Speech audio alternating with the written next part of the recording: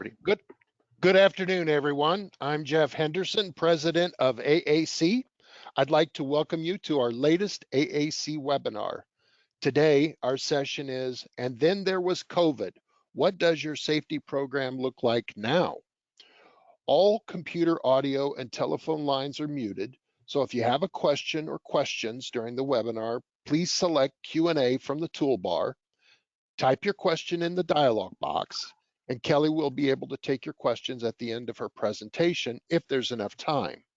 If not, your questions can be answered in a follow-up email, and you can email us here at AAC at mail@anodizing.org. Our presenter today is Kelly Miller. Kelly worked as an EMT and paramedic beginning in 1985. She realized that though her work truly mattered, there must be a better way to stop accidents before they occurred. She observed that people often know better, but they made poor decisions.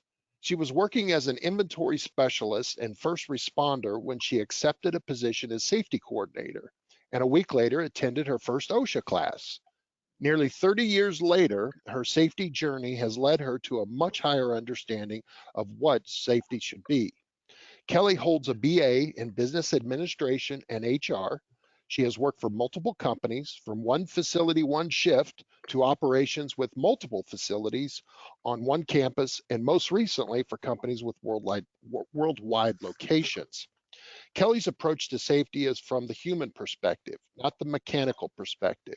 She strongly believes in engineering out hazards, but in order to have the most robust safety program, she believes it must be made personal for each employee. And now, I am pleased to turn the webinar over to Kelly. Take it away, Kelly. Hello, everyone. Welcome to And Then There Was COVID. What does your safety program look like now? When I started putting this together, I realized that many of us went through a period of time when our safety program kind of looked like this. I felt very much so at the start of COVID like things were imploding in front of me. But we have learned a lot, and we are going to cover some of what we have learned today. So what are we doing differently? What hasn't gotten done? What are we going to do to get it done? What have we learned? We're going to have some time to share best practices.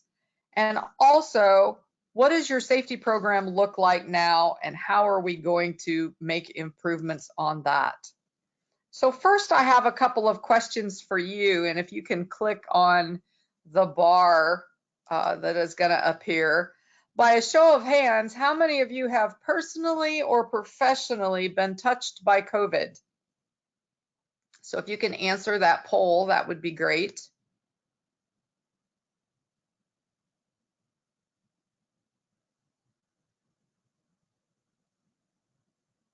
Give you a minute to do so.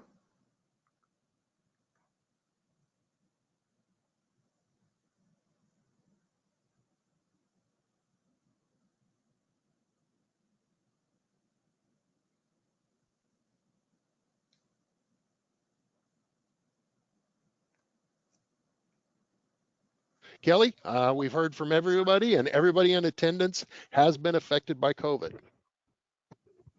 That is the right answer, because personally, you may not have been affected, but certainly professionally, we've all been touched by COVID in one way or another. So congratulations to all of you. You have 100% on the test so far.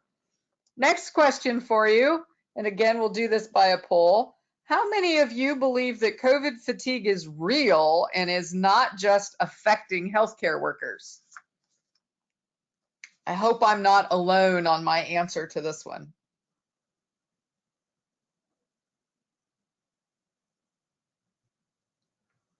I promise this is the last question you have to answer.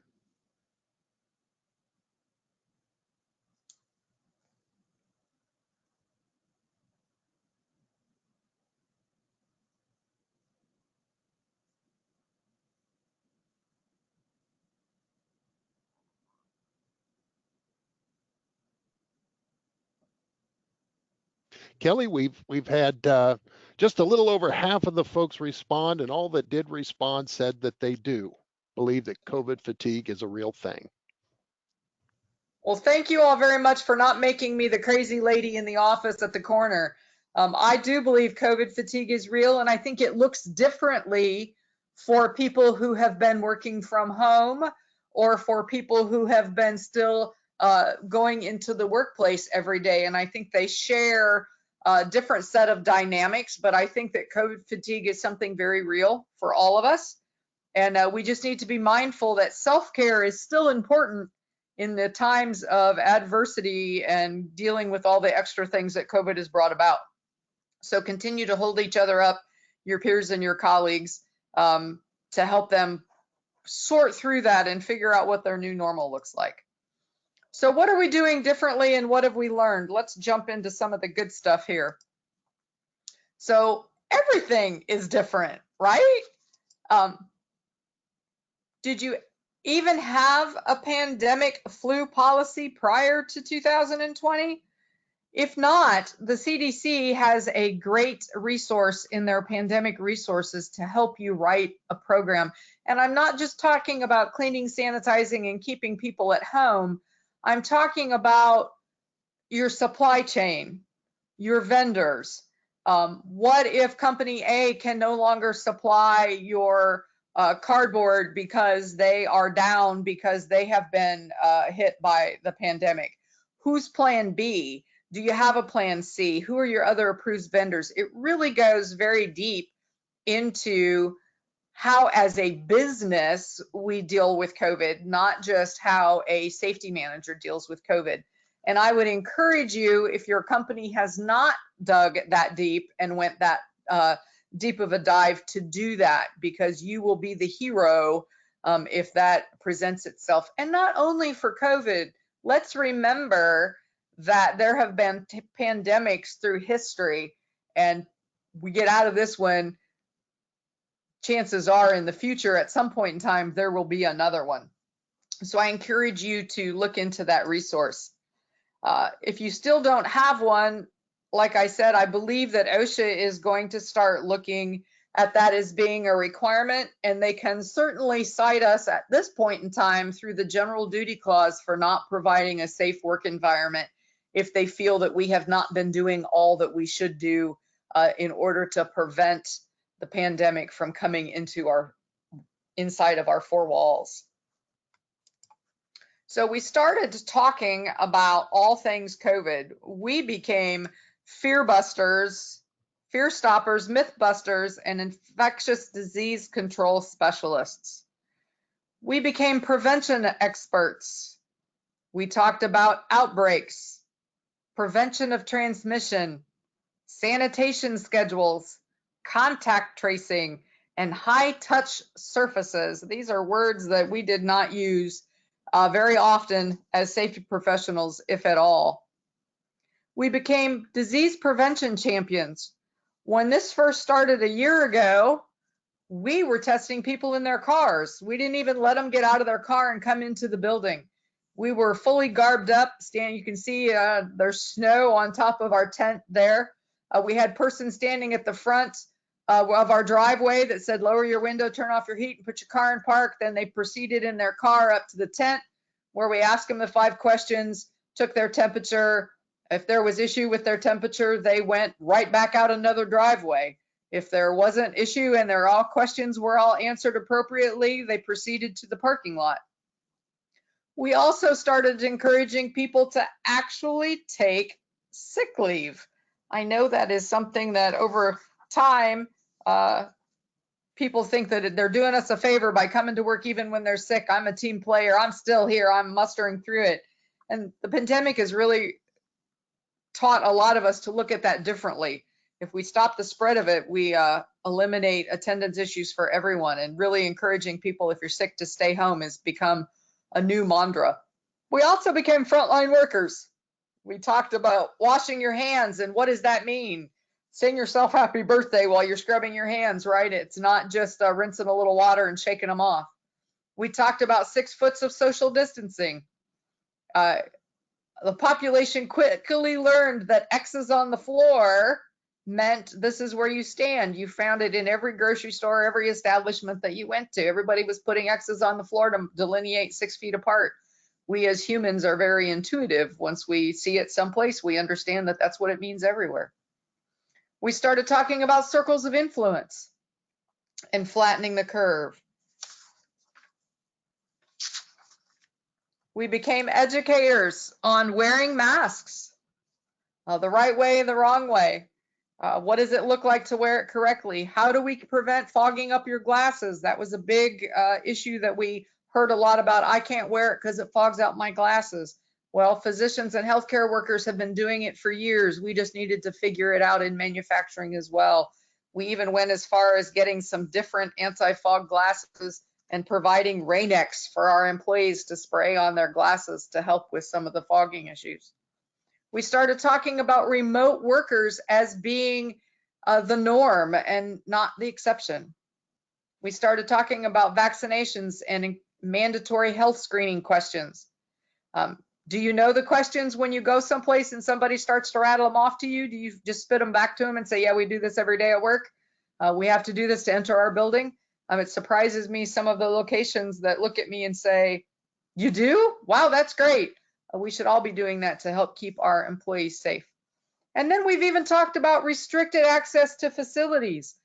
We suspended off-site travelers or off-site visitors, no outside contractors for a while. And that became a point of discussion to us. Is this required now, or is this something that we can put off so that we don't have outside folks coming into our walls and potentially bringing issue? And then we talked about contact tracing. I chose this picture to put on the screen for you because in many cases, that's kind of what contact tracing looks like. You have the one tree there in the very front, tall and skinny, standing by itself, and then all of the people that may have been affected by that one individual who unknowingly had contact with people. So contact tracing became very, very important in stopping the spread. Well, what I want to say is that most of us got creative and we figured it out as we went. It is very easy to get bogged down in the who's and what's and why's, but having a sense of humor and making an issue personal to people is definitely a way to make it personal for them and to get them to comply. These are just a couple of examples of things that we had done at our facility. We use our mannequins to deliver different safety messages from time to time. So we passed out hand sanitizer before Thanksgiving that said, share your love, not your germs. We were having issues with getting people to wear their masks. So we used a mannequin that said, don't split in half. It's just a mask. It's okay. You'll be fine. Right. And then we got creative about our general spaces, our break rooms, our areas where people congregate. How can we do it safely? And by putting up plexiglass like you've seen in many different locations to be able to allow people to still see each other with masks off and enjoy their lunch or their break. And then we've also gotten real creative, and I'm sure you have as well, about video conferences and Teams meetings and things like those, where we just figured it out as we went. Groups that normally got together and met are now meeting through Teams so everybody can come and share their knowledge as we're doing today from their own safe location. Some other things that we're doing differently, recruiting has changed. It's harder and harder to find people with the stimulus packages and unemployment being increased. I'm sure that it's not news to any of you that companies are having a hard time finding workers that want to come to work. So being creative, using more than one temp staffing agency, increasing direct hiring efforts, and even flexible schedules, looking for the people that you don't normally consider because they can't do an 8 to 5. What can we do with flexible schedules to get people in our walls to be able to come to work? And treating training and employee events differently. Who would have ever thought that we would be spending our whole day in front of a screen in Teams meetings versus boots on the ground, spending time on the production floor? So I'm sure many of you have had that same experience that I have had, that it seems like half my day some days is in front of a screen, but the things on the floor are still going on, right? So we've had to be creative of how we fit it all in and get everything done that needs to be. Even employee appreciation has changed. Did any of you have a company picnic last year? Oh, we certainly didn't. No more lunches that we provide. We set them all up on a table and everybody comes through and picks up what they want, right? That's all changed. We've used gift cards. We've used HR surprises, stand-up awards to still recognize the good things that are going on in our plant. That's a certificate that we give somebody for a risk elimination or a quality catch. Certificate, we print it off, we put it in a nice little folder, we get members of the management team and we gather that department together and say, we would like to present Johnny with a stand-up award today. He made a great quality catch, or he made a great risk elimination to keep everybody safe, and we just wanted to say thank you and present him with the certificate. That's gone a long way in keeping morale in our plants up. And then when we have had occasion where we needed to have lunches, whether it's a limited number of visitors or whether it's a meeting to celebrate, those are all prepared boxed lunches, right? We're not all just dipping into the pie. Even when we've had pizza for our employees, we have had someone serve them so that all fingers aren't going into the pizza. As safety professionals, I just want to say that we are among the most resilient, spontaneous group of leaders that I have ever worked with, and we are problem solvers by nature. So I want to look briefly at what we've done, what we've been able to accomplish as safety professionals. And we could go back through the slides that I started in the beginning, where we talked about prevention of transmission and contact tracing, encouraging employees to use their safety leave, washing hands, 6 foot of social distancing, mask wearing, sanitation schedules, high touch surfaces, circles of influence, remote workers, vaccinations, health questions, daily temperature checks, and keeping our people safe while continuing to keep our EH&S responsibilities moving forward. But folks, this is what we've really done. We have helped flatten the curve. As safety professionals, we have each made a difference in the fight against COVID. And the slide that I'm showing you here is something that our company, each county that we operate in is designated by a different color, and we've been tracking and keeping track and will continue to keep track of what the COVID curves look like in those communities. You can see there was a spike around Thanksgiving and we got things back under control. We went into a full court press, talking to people, blitzing them, new posters, see something, say something, stay safe, stay healthy, test negative. We tried all different kinds of campaigns in order to keep it in people's awareness. And I'm sure that you have done some of the same things in your facilities. So congratulations to all of us that have played a part in flattening the curve and making a difference. So where do we go from here? I'm sure this is why you've all tuned in. We all know what we've been going through. Now, how are we going to do it in the future? So let's jump into that. So vaccines, yes or no? That's a big topic for everyone right now. Encourage your employees to make informed decisions about vaccinations. We share COVID myth busters. I know that some companies have incentivized getting the vaccine. Companies are looking at providing on-site vaccination locations.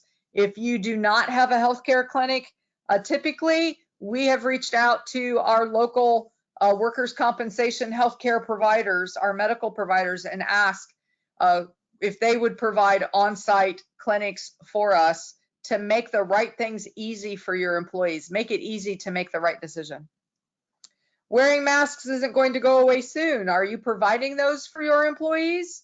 Are you providing good, fun ones, exciting ones, or paper ones? What are you doing to make those readily available? I know in the beginning there may have been hesitation because you're afraid they were going to come up missing, right? They were in short supply. I think we're past that.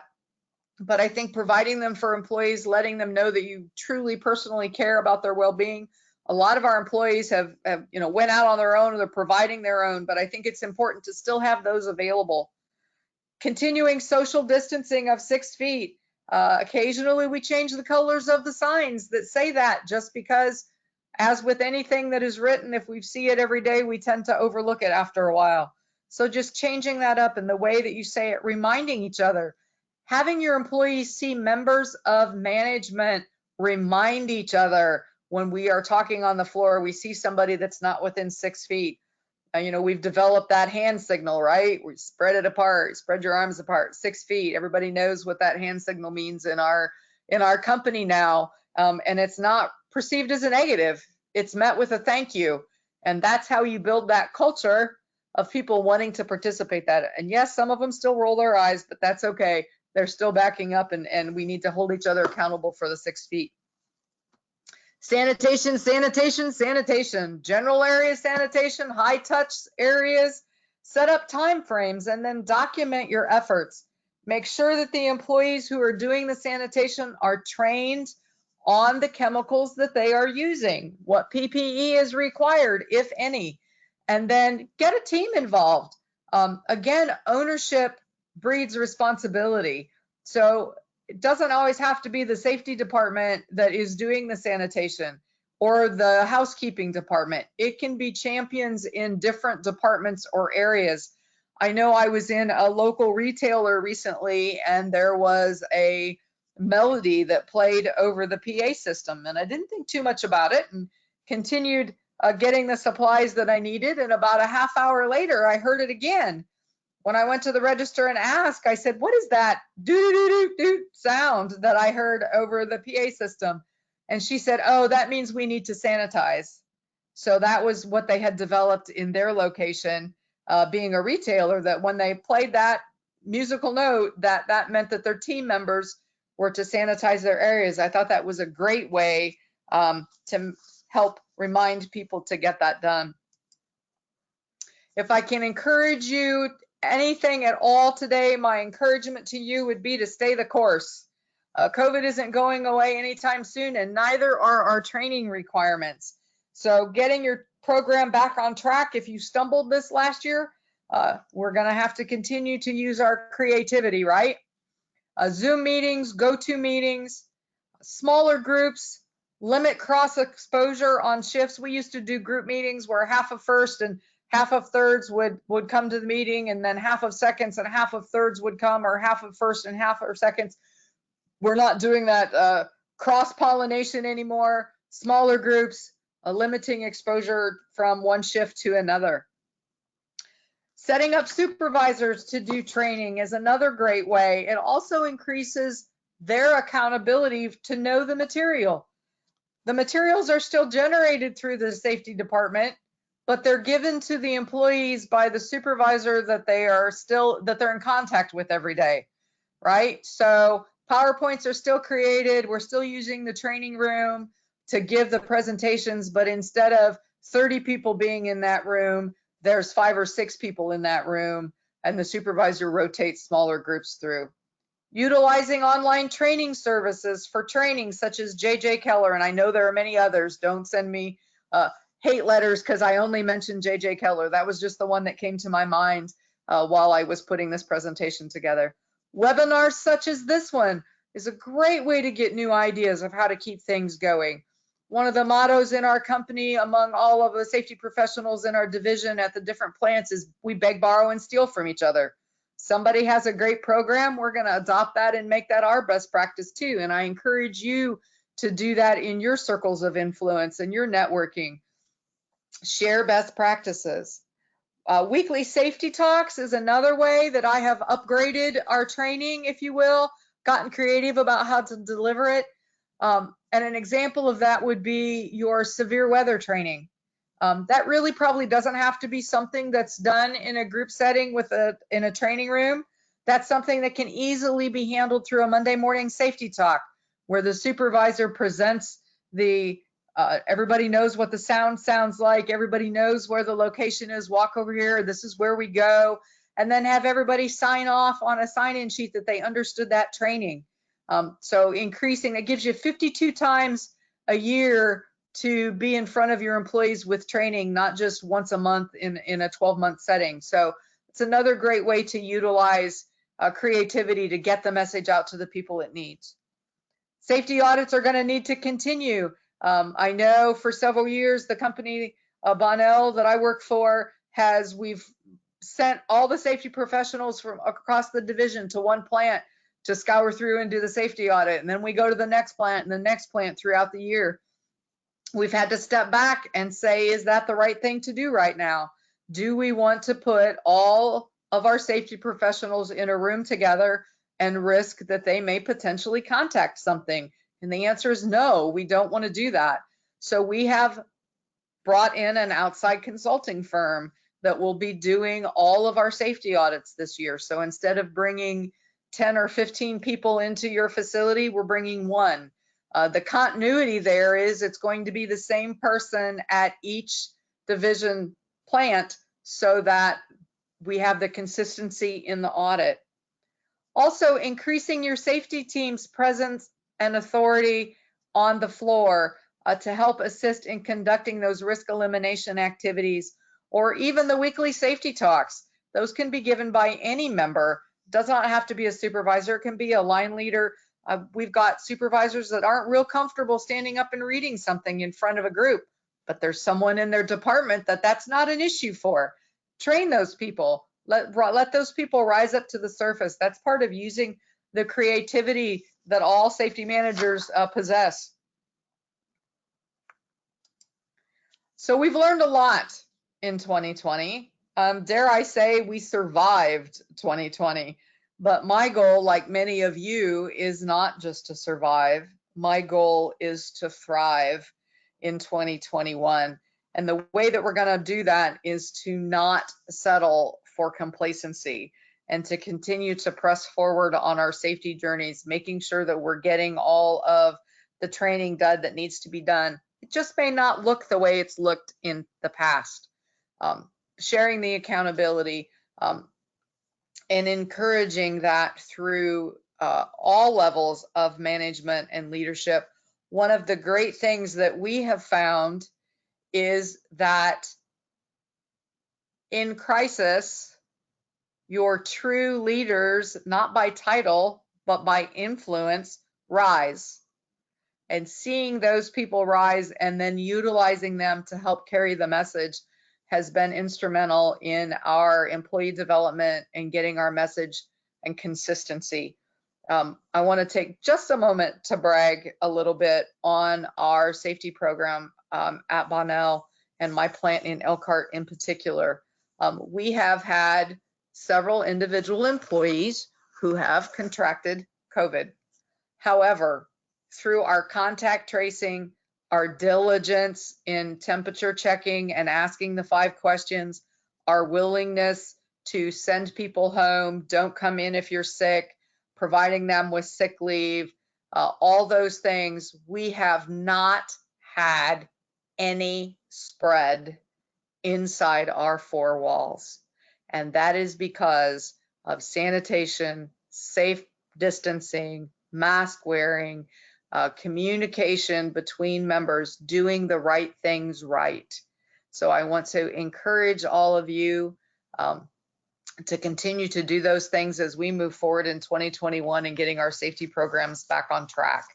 I have a couple more questions. I would like to open the floor up for questions at this time. I ran a little shorter than maybe I thought I would. We're right at the half-hour mark, so we have lots of time here for questions. What have been some of your successes? What have been some of your stumbling spots? Have you been able to get the supplies you need? Has your resources been able to come through for you? I know for a while things were really expensive. What are you seeing in your areas? Are things becoming more reasonable? Are your turnaround times improving? Let's share what's worked and share what we've learned. So if you can type your questions into the chat, we will get to some of those. And even if it's a comment or a best practice that you would like to share, something that you found is working at your facility, I would love to hear about those.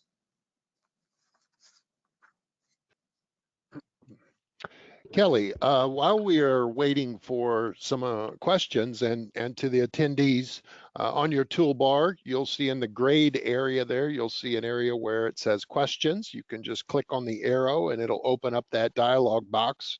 You can type those questions in there. Also, if you want to make a comment, just as a part of the chat, just one level below that, you'll see the grade inbox that says chat. And again, you can type into the dialog box. I had two questions for you, Kelly, that while folks are going that direction. One is, do you have a separate unique protocol for new hires when they come in? You've obviously built a lot of things inside your plant. To introduce somebody new into that environment, is there something there? The second question I have for you is, when it comes to the vaccinations, have your locations been working with local officials? Has there been any outreach there? Connectivity at all? If so, could you kind of describe what that's looked like? Sure. So new hires coming in, that is a great question. During the onboarding process through the temp agencies, we have pushed our safety training out in video form to the temp agencies to show them that information before they ever come into our four walls, and also information on what is required to work for us as far as PPE, wearing the mask, social distancing, those kind of things, accountability. So we've provided that information to the temp agencies where that all used to be done in-house after someone came. We've also changed orientation to accommodate smaller groups. So no more than 6, no more than 12, as restrictions have changed, so that we are limiting the exposure during that onboarding process for them as well. That was a great question. Secondly, reaching out to local officials. That is very state specific. I know in our Michigan plant, our aluminum extrusion company has been deemed essential. So we have been able to open up the vaccines to all employees who work for us, not just by age. I know in Indiana, it is by age. And Tennessee, Utah, and I believe Georgia are also age specific at this point. But we have been working with local officials absolutely to say, how can we get our employees vaccinated? And then also just in general, reaching out to those facilities.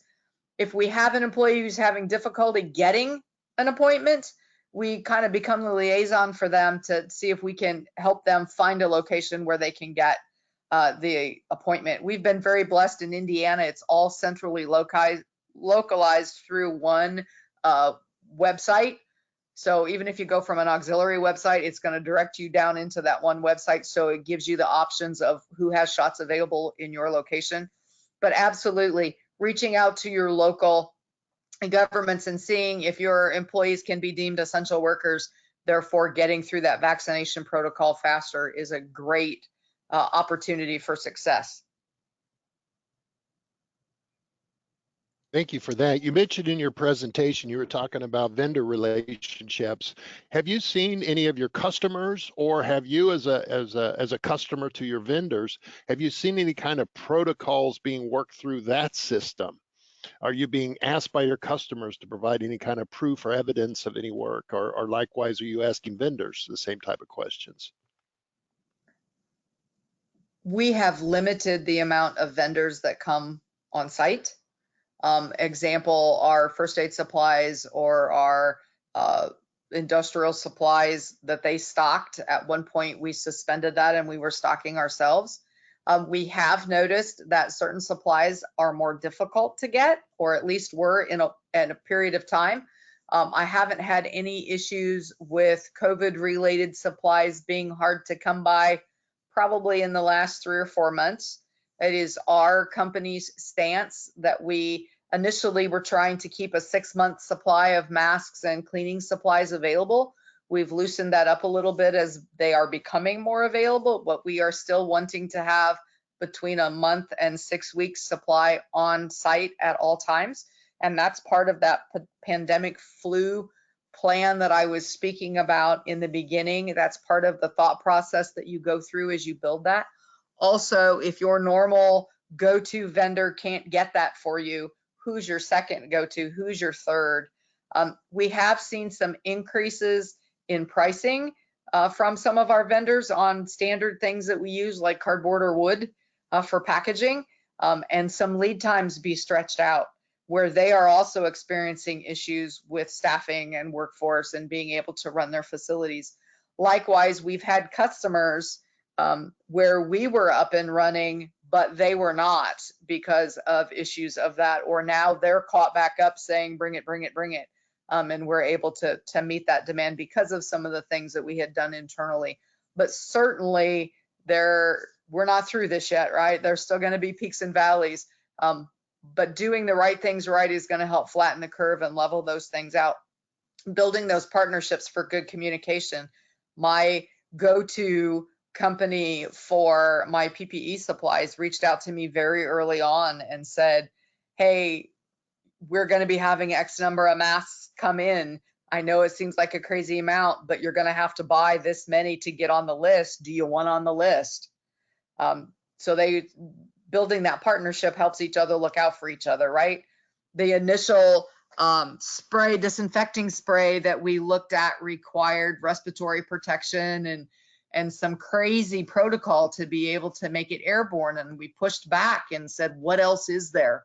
I don't want to have to create a respiratory program for my housekeeping guy who's going to be aerosoling disinfectant. What else is there we can use? And we were able to find alternatives so that it didn't require, a full suit and like you saw in one of the initial pictures. So doing that with outside contractors. Initially, if we had an internal notified of a case of COVID, we contacted an outside disinfecting company to come in. It required between 6 and 12 hours of shutdown and lost production, depending on how quickly they could get to us to be able to do the sanitation. We realized early on that this was going to be a long haul endeavor. So we purchased a backpack sprayer, which was the same thing they were using, and did our research on disinfectants and found one that would work for us. And now we're doing that on a daily basis. We hit our high touch surfaces on a daily basis that are sprayed with this disinfectant, including our restrooms. And then all of our line leaders have sanitation available at their workstations for their computers and their printers and their high touch areas and tools. Employees are encouraged to wipe their tools down with the disinfectant. It's available in the break room. You can spray your area down before you sit, and then you can spray your area down when you leave so it's ready for the next person.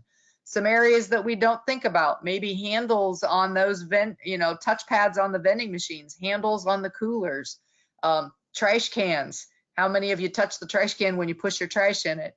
Really looking at your program and saying, where is it that we're touching things? It becomes a kind of an overwhelming thought in the beginning, but doing that due diligence and really diving into those areas is what has allowed us to be successful and not have any internal spread. Very good. We've got another question here. It goes back to new employees. The question is, other than temp hires, how have you dealt with onboarding and training for new and existing employees during the COVID?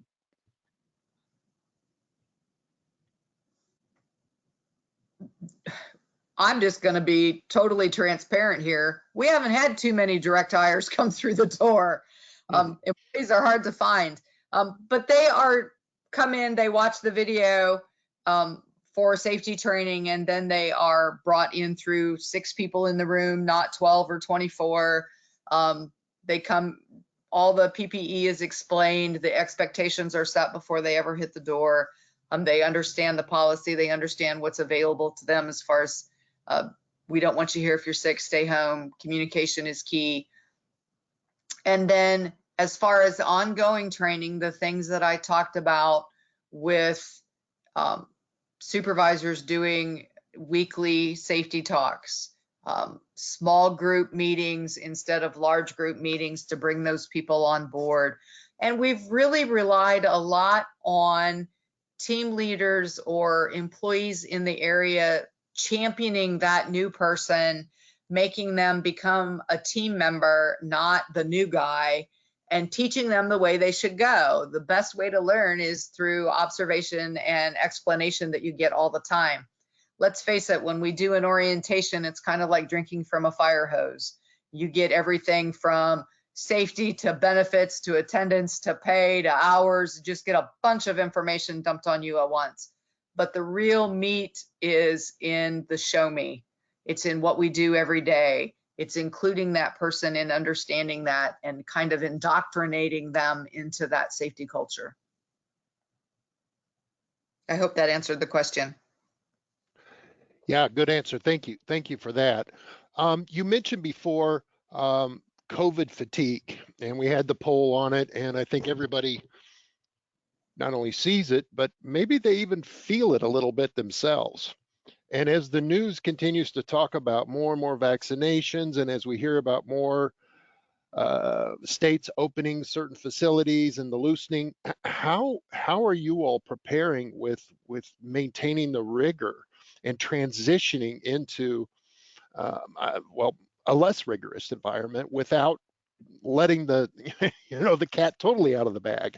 How are you all So, going to transition on that in your best thinking now? and I would love to hear what the audience here has to say about that as well, because I think we all have um, different levels of take on that. But I'll be honest, we're staying the course. Hmm. We've made it very clear to employees that, we made masks mandatory before the government made masks mandatory inside our four walls. We encouraged you early on to continue wearing them outside of these four walls, not only to keep your family safe, but to keep your coworkers safe.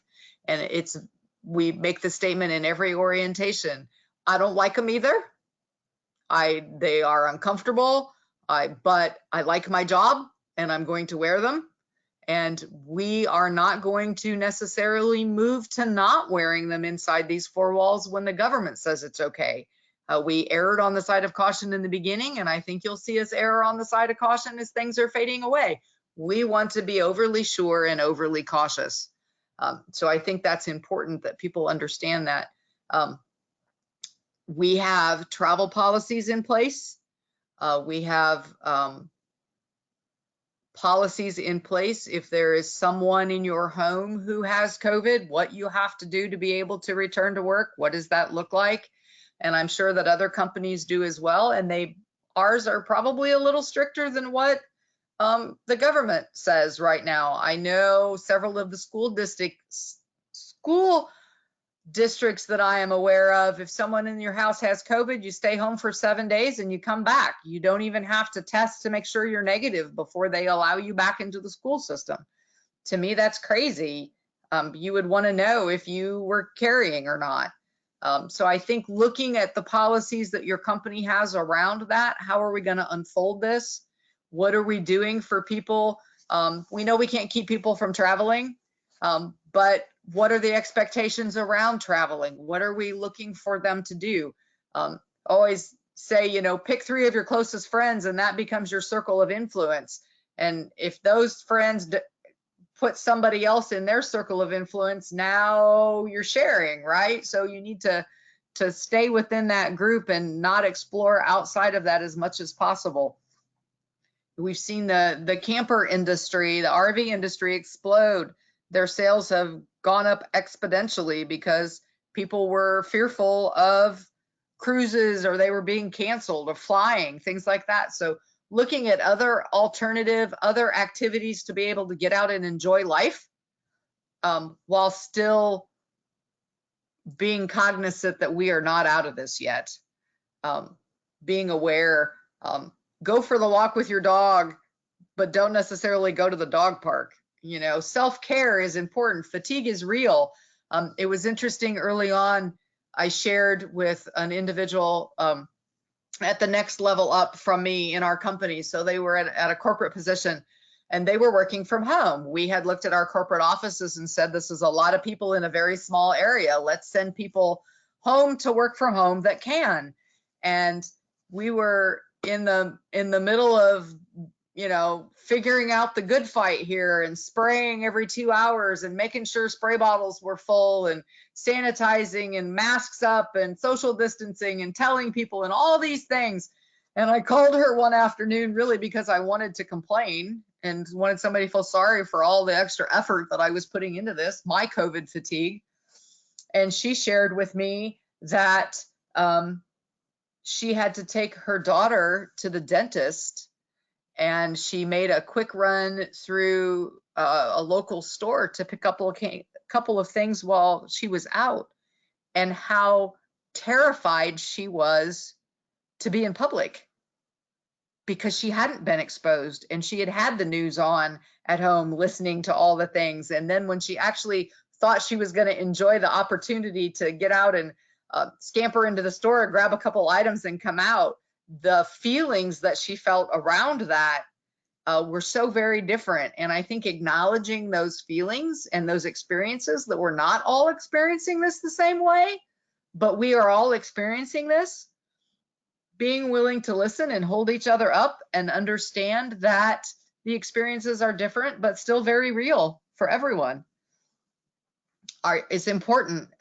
And for me personally this year, one of the keys to thriving is not feeling guilty for taking that hour of self-care, whether that's to take a walk, or whether that is a bubble bath, or whether that is to allow myself downtime to read a magazine or a hobby, or whatever that is.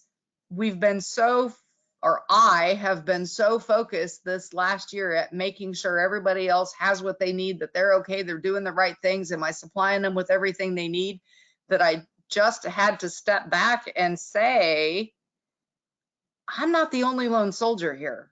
We need to implement and create a team, right? We need to delegate some of these things off to make it possible, because just like everybody else, safety managers only have 24 hours in a day. And we are very, very good at putting everyone else before our own needs. And that creates burnout. It creates fatigue. It creates illness, because if we're not taking care of ourselves and keeping our own immunities up, we are making ourselves susceptible. And that goes for all of us, whether we're safety professionals or just managers or leaders of our companies. We need to realize that taking that breath looks different for all of us, but we all need to find a way to take that breath during this pandemic and step back for a minute and give ourselves permission to just breathe. Good advice. Folks, there's still time. We've got a little bit of time left. If you've got a question, be sure to get it in. Kelly, you mentioned best practices. We talked about, kind of looking forward. How many of those best practices, how many of those things you've learned, how many of those things that have become a part of just everyday life for your team, do you see carrying over once this is behind us? I mean, it seems to me like it'll be an awful shame if we just don't carry some of this forward. And what are some examples of what you think would be really good policy, whether or not we're in the middle of a pandemic or not, that has been discovered, if you will, during the pandemic? I think one of the biggest lessons that we have learned going through this is we as a company are actually ahead of the curve, not behind, when we encourage employees to utilize their sick leave when they don't feel well. Think about how many other cooties we kept out of our facilities while people, I mean, let's face it, we're in the middle of a pandemic, but it's not the only disease that's out there. It's not the only virus that's running around. It's not the only reason for someone to not feel well. And I think that's a big takeaway for us as an American society. We are so driven on, oh, he shows up every day, whether he's sick or not, man, you can count on him, he's here. I think maybe the pandemic has taught us that, the building isn't going to fall in if one person is out for a couple of days. We'll figure it out.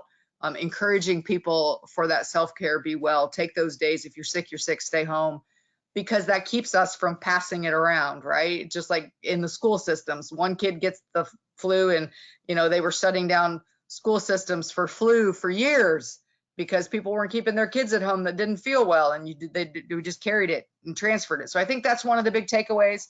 I think the other big takeaway is just routine sanitation, that we continue to do that on a more regular basis. It's not a once a month deep clean for the restrooms. Maybe that still needs to be a weekly deep clean, spraying down the tables and things in the break room and wiping those off. I think that's going to stay. It's not just going to be a one shift does it once a day, or, emptying the refrigerator out so that things don't accumulate in there. We've gotten much better about seeing those things and getting rid of things that don't need to be sitting around. I also think that we have learned as a society, there are a lot of essential functions that don't have to be handled in person. So our remote workers, things that have changed with that, even like this, webinars and sponsorship, I think there's a lot of great ways to exchange information that this pandemic has taught us to be resourceful and use those kind of things to share the information. I don't know that everything that we thought had to be within the building and needed to be done here. We've learned that a lot of those things can be done off-site or are better done off-site. So I think that's exciting, and I think that's something that we shouldn't lose coming out of the pandemic as well. And that kind of changes the whole dynamic of how offices and teams have worked. But I know 3 years ago, having a cross-functional team from all of our locations that got together and worked on a project required a 3-day event plus travel. Now it's a couple click of a button in a team meeting, and we see each other in the team meeting, and we're getting the same amount of work done in less time. And I hope my boss isn't listening, because I still like those 3-day travel events. But the reality is we've learned how to work smarter. And I hope we don't lose that after the pandemic is over. Yeah, me too. What are some of the stumbling spots that people have had? Is it complacency? Is it getting people to buy into what you're asking them to do for compliance? Is it finding vendors that have resources for you? I'd like to hear from what the folks online have to say about that. Is there anybody that's had issue or has overcome an issue or found a different resource that maybe they weren't considering in the beginning?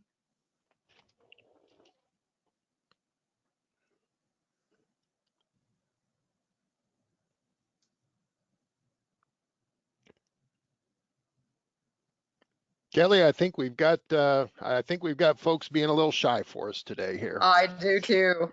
So it's all good. It's all good.